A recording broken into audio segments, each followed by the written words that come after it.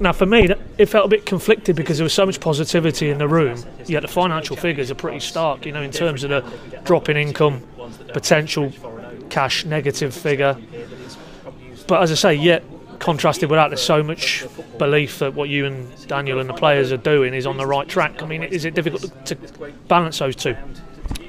Yeah, I think it is. I think it deserves to be a much more positive vibe than, let's say, 12 months ago, which was pretty... it was a pretty dull night, wasn't it? I think if you look at the finances, a bit like we said when we had the press briefing when we announced the accounts 3-4 weeks ago, it's, you know, we're not out of the woods yet. We've come a long way through, but we're not fully out of it, and I don't think as a club in the Championship self-funding we ever will be. So I think for us we're always going to be a club who at some point sells players to develop the club and make it better, and you know, we did it last summer, probably because we had, you know, a gun to our head.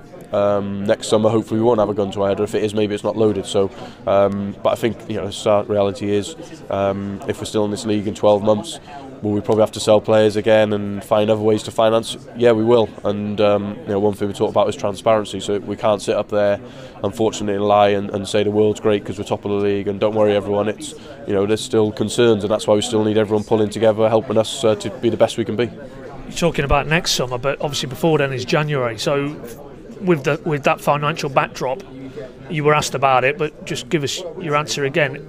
Are you in a position where you have to sell players in January from the financial point of view? No, and that's nice, you know. Whereas you know, in times gone by, it's been more pressure. Whereas this January, there is no pressure to sell.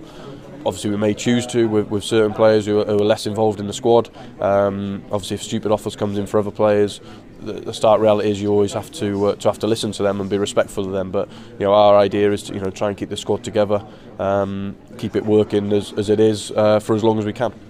And on the flip side of that, though, can you add to it, or is it again like it has been in all the other windows probably since you've been here? If you do want to bring players in, you're probably going to have to generate funds by outgoings. Is that the same scenario in January? Yeah, absolutely. You know, and whereas we're more relaxed on that this year because, you know, we don't see there's a real need to improve the squad.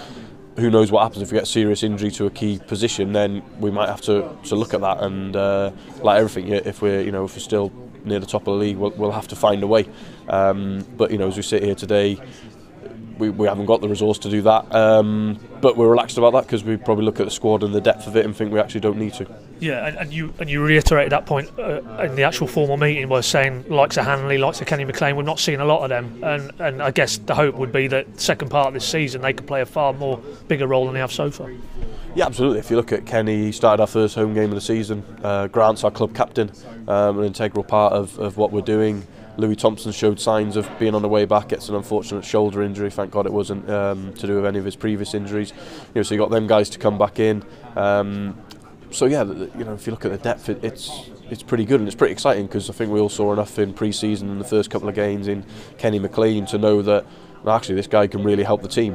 It's going to be pretty difficult for him to get back in it, looking at the performance of the other guys, but that's a positive, and you know, I'm sure he'll be waiting, as Grant will be waiting for his opportunity, and we all know how good Grant is. You know, so it's a real nice position to have, you know, him banging on the door to try and get back in, but you know, at the moment hasn't been able to because of the form of the two in front of him. Couple more, keeping on contracts if we can. Daniel Farker, anything you can talk about in terms of, we all know the situation, he's technically out of contract in the summer, he's been asked about it, he says he's relaxed about the situation, but you know, there'll be plenty of Norwich fans seeing what he's doing and what you're doing with that group of players would be very keen to tie him down. I mean, is there any urgency from your side and the board side?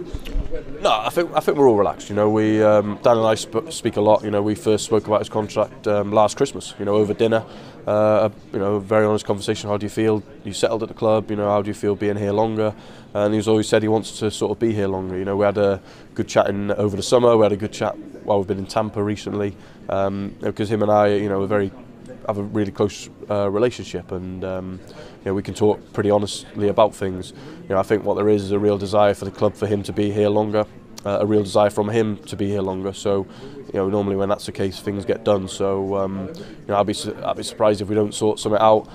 In fairness to Daniel, and this is pretty rare for a head coach or a manager, you know, he's very selfless. He's just got his head down, worked unbelievably hard, and doesn't sort of let it be too much of an agenda item for him. And probably as a character I'm the same.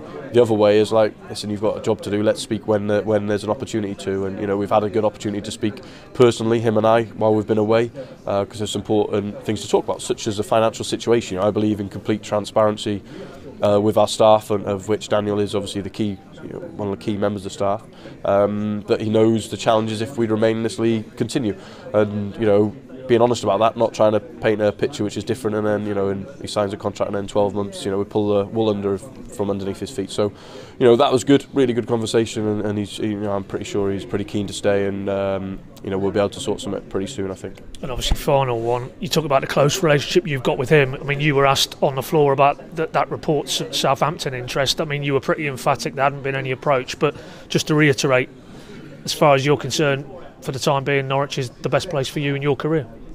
Yeah, absolutely. No approach. No reason to sort of lie about that. I believe in being honest. If people ask if I was ever approached by any club, you know, the first people to know would be Delia and Michael, out of respect. And you know, I'll never forget that this club took a gamble on me. You know, I was relatively unknown at Huddersfield. And to, you know, the gamble and the trust they put into me, you know, in what is such a big club, I'll be forever grateful for that, and I don't take that for granted. Will I be here for the rest of my life? Probably not. Either through someone else's choice or mine. That's, you know, that's just what football is. You know, I'm not a Norwich fan. Really settled here, my family's settled here, but you know, I've got ambitions one day to go and work abroad and try different experiences. You know, but what I would say is, you know, there's a pretty big job here. I still feel we've only just started it. I've been here 18 months, but it feels like I've been here 18 days sometimes, and you know, we've got loads of work to do. And from my side, I'd like to be able to have the opportunity to see that through.